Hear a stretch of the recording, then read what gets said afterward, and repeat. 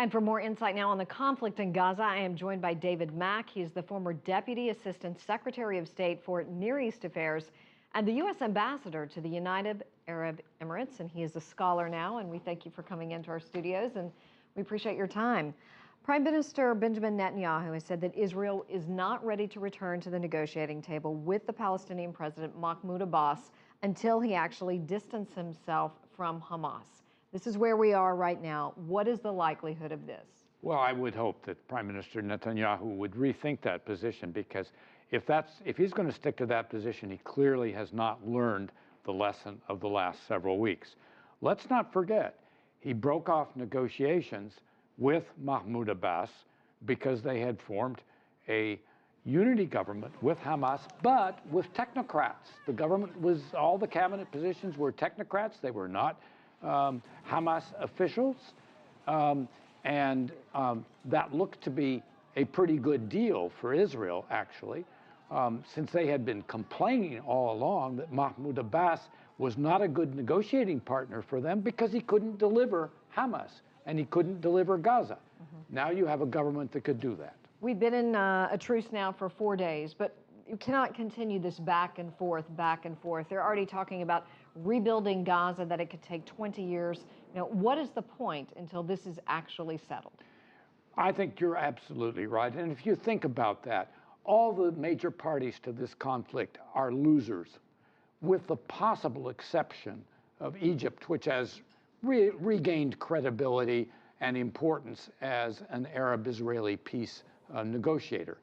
But everybody else, Israel, that went into this conflict with all kinds of major expectations, and it comes out of it with Israelis feeling less secure than they were before over the long term. They have short-term security, but they know over the long term that the relatives and family members of those over 2,000 dead Palestinians are going to be future terrorists.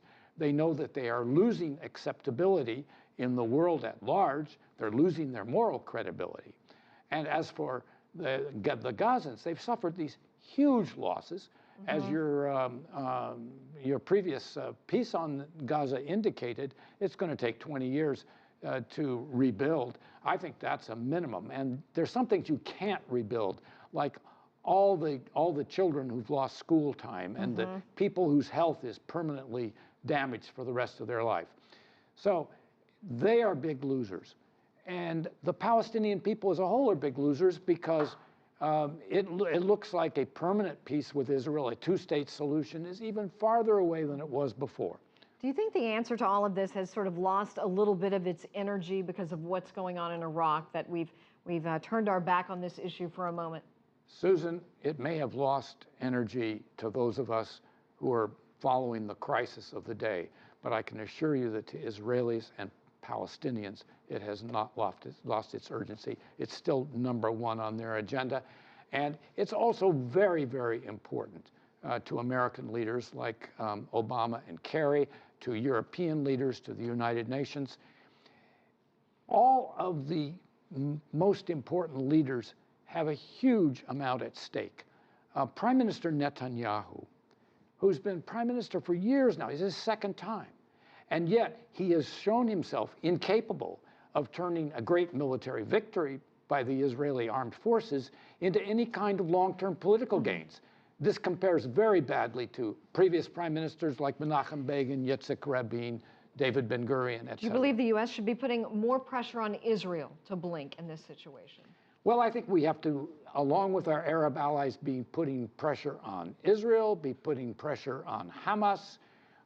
It's very much in the interests of Israel and the United States and the other Arabs, for that matter, that Hamas and Mahmoud Abbas come out of this as winners in some way, that the Palestinian Authority and Mahmoud Abbas, and that Hamas does not regain some kind of critical leadership in the Palestinian community. Alrighty. David Mack, former United States Ambassador to Near East Affairs and United Arab Emirates. Thank you so much for your time. We appreciate you coming in. You're welcome.